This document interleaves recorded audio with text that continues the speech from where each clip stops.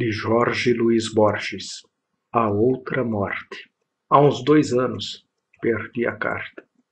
Ganon me escreveu de Gualeguaychú, anunciando o envio de uma versão, talvez a primeira espanhola, do poema The Peste de Ralph Waldo Emerson, e acrescentando num pós-escrito que Dom Pedro Damião, de quem eu guardaria alguma lembrança, tinha morrido, noite atrás, de uma congestão pulmonar.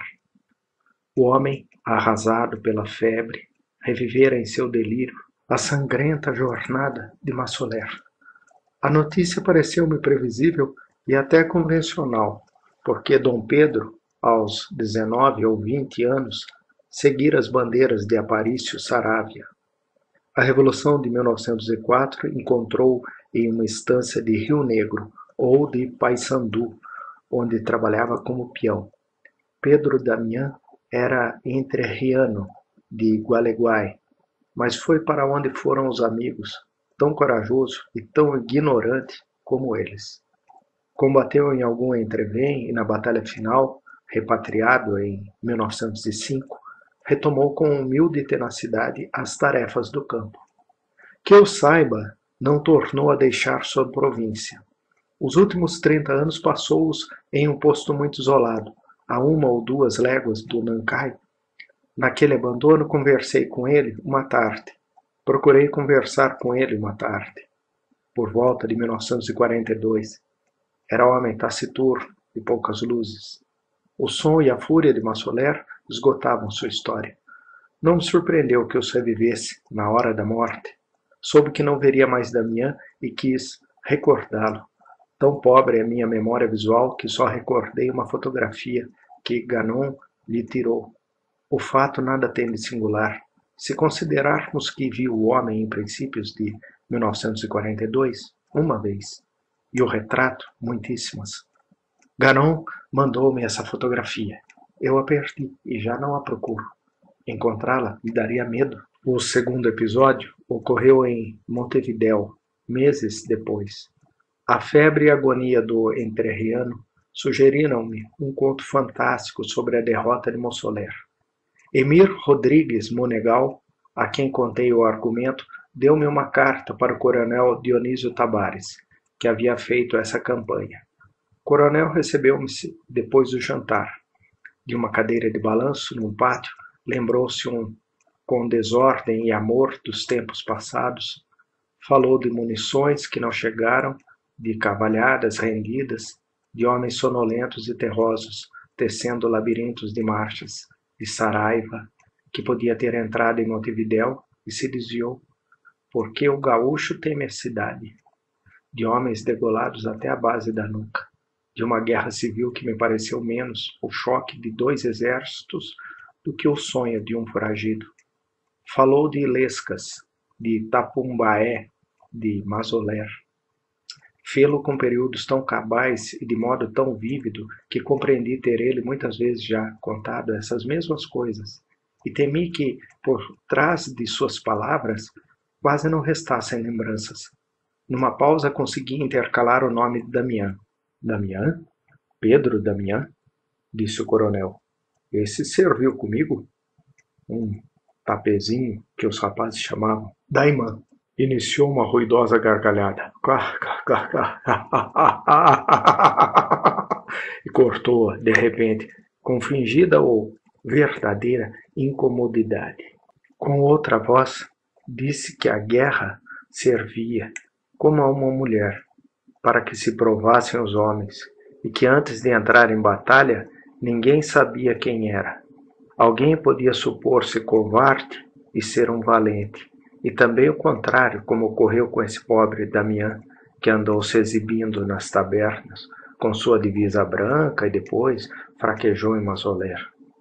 Num tiroteio com os zumacos, comportou-se como homem, mas outra coisa foi quando os exércitos se enfrentaram e começou o canhoneio, e cada homem sentindo que 5.000 outros se reuniram para matá-lo. Pobre rapaz! Passou a vida banhando ovelhas e assim, de repente, arrastou essa patriotada. Absurdamente a versão de Tabares me envergonhou. Teria preferido que os fatos não ocorressem assim.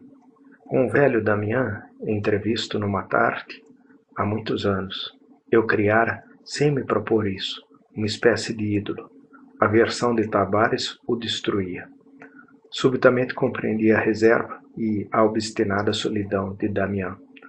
Não as ditara a modéstia, mas a vergonha. Em vão tentei me convencer de que um homem acossado por um ato de covardia é mais complexo e mais interessante que um homem meramente corajoso. O gaúcho Martim Fierro, pensei, é menos memorável que Lord Jim ou que Razumov. Sim, mas Damián, como gaúcho, tinha obrigação de ser Martim Fierro, sobretudo diante de gaúchos orientais.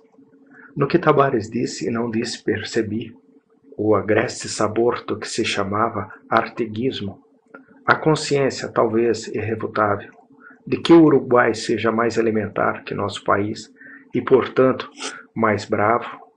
Lembro-me de que, nessa noite, nos despedimos com exagerada efusão. No inverno, a falta de um ou dois pormenores para meu conto fantástico, que se obstinava sem jeito em não encontrar sua forma, fez com que eu voltasse à casa do coronel Tabares. Encontrei-o com outro senhor de idade, o doutor Juan Francisco Amaro, de Paissandu, que também tinha militado na Revolução de Saravia. Falou-se, como se podia prever, de Mazoler. Amaro contou alguns fatos curiosos e depois acrescentou, com lentidão, como quem está pensando em voz alta. Acampamos à noite em Santa Irene, lembro-me, e juntaram-se a nós algumas pessoas, entre elas um veterinário francês que morreu na véspera da ação e um moço tosqueador de Entre Rios, um tal Pedro Damián. Interrompi-o com aspereza. Já sei, disse-lhe, o argentino que fraquejou diante das balas. Detive-me, os dois me olhavam perplexos. O senhor está enganado, disse por fim Amaro. Pedro Damián morreu como qualquer homem desejaria morrer. Deviam ser 4 da tarde. No alto da coxilha se fortalecera a infantaria colorada. Os nossos atacaram, a lança. Damián ia na ponta, gritando, e uma bala o acertou em cheio no peito. Firmou-se nos estribos, completou o grito, caiu por terra e ficou entre as patas do cavalo. Estava morto, e a última carga de Mazoler lhe passou por cima. Tão valente, e nem tinha completado 20 anos. Sem dúvida falava do outro, Damián, mas algo me fez perguntar o que gritava o rapaz. Palavrões, disse o coronel. Que é que se grita nos combates? Pode ser, disse Amaro. Mas também gritou, viva Urquiza! Ficamos calados. Por fim, o coronel murmurou, como se não lutasse em Mazoler, mas em Cagancha ou Índia Muerta, há um século, acrescentou com sincera perplexidade.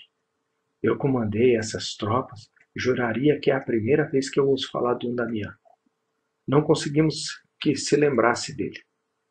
Em Buenos Aires, o espanto que me causou seu esquecimento se repetiu.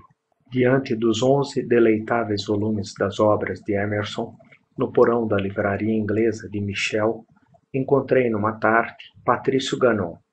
Perguntei-lhe por sua tradução de De Peste. Disse que não pensava em traduzi-lo e que a literatura espanhola era tão tediosa que tornava Emerson desnecessário. Lembrei-lhe que me havia prometido essa versão na mesma carta em que me escreveu sobre a morte de Damián. Perguntou quem era Damián. Disse-o inutilmente. Com um princípio de terror, observei que me escutava com estranheza e procurei amparo numa discussão literária sobre os detratores de Emerson, poeta mais complexo, mais hábil e sem dúvida mais singular que o desditoso Poe. Alguns fatos mais devo registrar. Em abril recebi carta do coronel Dionísio Tabares. Já não estava tão esquecido e agora se lembrava muito bem do pequeno entrerriano que esteve na ponta do ataque de Monsoler e que seus homens enterraram naquela noite, ao pé da coxilha. Em julho, passei por Gualeguaychú. Não encontrei o rancho de Damián, de quem já ninguém se lembrava. Quis interrogar o posteiro, Diego Albaroa, que o viu morrer, mas esse tinha falecido antes do inverno. Quis trazer à memória os traços de Damián, meses depois, folheando alguns álbuns. Comprovei que o rosto sombrio que eu conseguira evocar era o do célebre tenor Tamberlink, no papel de Otelo. Passo agora às conjecturas. A mais fácil, mas também a menos satisfatória, requer dois Damianes. O covarde, que morreu entre rios por volta de 1946. O valente, que morreu em Massoler, em 1904. Seu defeito reside em não explicar o realmente enigmático. Os curiosos vai-vens da memória do Coronel Tavares, o esquecimento que anula em tão pouco tempo a imagem e até o nome do que voltou. Não aceito, não quero aceitar uma conjectura mais simples. A de eu ter sonhado o primeiro. Mais curiosa é a conjectura sobrenatural que Ulrich von Kuhlmann imaginou. Pedro Damián, dizia Ulrich, pereceu na batalha e na hora da morte suplicou a Deus que o fizesse voltar a Entre Rios. Deus vacilou um segundo antes de outorgar essa graça, e quem a pedira já estava morto, e alguns homens viram-no cair. Deus, que não pode mudar o passado, mas sim as imagens do passado, trocou a imagem da morte pela de um desfalecimento, e a sombra do entreterreno voltou à sua terra. Voltou, mas devemos recordar sua condição de sombra. Viveu na solidão, sem uma mulher, sem amigos, amou e possuiu tudo, mas de longe, como do outro lado de um vidro. Morreu e sua tênue imagem se perdeu como a água da água. Essa conjectura é errônea, mas me haveria de sugerir a verdadeira, a que hoje creio verdadeira, que ao mesmo tempo é mais simples e mais inaudita. De modo quase mágico, descobria no Tratado de Omnipotentia de Pierre Damiani, a cujo estudo me levaram 2 versos do canto 21 do Paradiso, que propõe justamente um problema de identidade. No 5º capítulo daquele tratado, Pierre Damiani sustenta contra Aristóteles e contra Fredegário de Tours que Deus pode fazer com que não tenha sido o que alguma vez foi. Li essas velhas discussões teológicas e comecei a compreender a trágica história de Dom Pedro Damián. Adivinham assim: Damián portou-se como cobarde no campo de Mossoler e dedicou a vida a corrigir essa vergonhosa fraqueza. Voltou a Entre Rios, não levantou a mão contra nenhum homem, não marcou ninguém, não procurou fama de valente, mas nos campos de Nancai fez-se duro, lidando com o monte e o gado chucro. Seguramente, sem o saber, foi preparando o milagre. Pensou no fundo de si mesmo: se o destino me traz outra batalha, saberei merecê-la.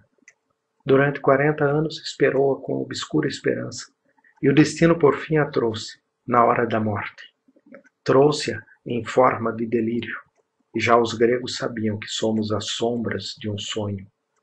Na agonia, reviveu sua batalha, e conduziu-se como homem e encabeçou o ataque final, e uma bala acertou em pleno peito. Assim, em 1946, por obra de uma longa paixão, Pedro Damián morreu na derrota de Mossoler, que ocorreu entre o inverno e a primavera de 1904. Na Suma Teológica nega-se que Deus possa fazer com que o passado não tenha sido, mas nada se diz da intrincada concatenação de causas e efeitos, tão vasta e tão íntima que talvez não fosse possível anular um único fato remoto, por insignificante que fosse, sem invalidar o presente. Modificar o passado não é modificar um único fato, é anular suas consequências, que tendem a ser infinitas. Por outras palavras, é criar 2 histórias universais. Na primeira, digamos, Pedro Damián morreu em Entre Rios, em 1946. Na segunda, em Mossoler, em 1904. Esta é que vivemos agora, mas a supressão daquela não foi imediata e motivou as incoerências que narrei. No Coronel Dionísio Tavares cumpriram-se as diversas etapas. A princípio lembrou-se de que Damião agiu como covarde. Depois esqueceu por completo. Em seguida recordou sua impetuosa morte. Não menos corroborativo é o caso do posteiro Albaroa. Este morreu, assim penso, porque tinha demasiadas lembranças de Dom Pedro Damião. Quanto a mim, entendo não correr perigo análogo. Adivinhei e registrei um processo não acessível aos homens, uma espécie de escândalo da razão. Mas algumas circunstâncias mitigam esse privilégio temível. Por ora, não estou seguro de ter escrito sempre a verdade. Suspeito que em meu relato existam falsas lembranças. Suspeito que Pedro Damião, que, se existiu, não se chamou Pedro Damião, e que eu me lembre dele com esse nome para crer, algum dia, que sua história me foi sugerida pelos argumentos de Pierre Damiani. Algo parecido aconteceu com o poema que mencionei no primeiro parágrafo e que versa sobre a irrevogabilidade do passado. Por volta de 1951, acreditarei ter composto um conto fantástico e terei historiado um fato real. Também o inocente Virgílio, há 2000 anos, acreditou anunciar o nascimento de um homem e vaticinava o de Deus. Pobre Damião!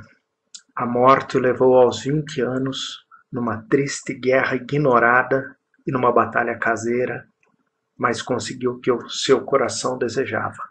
E tardou muito a consegui-lo, e talvez não exista felicidade maior.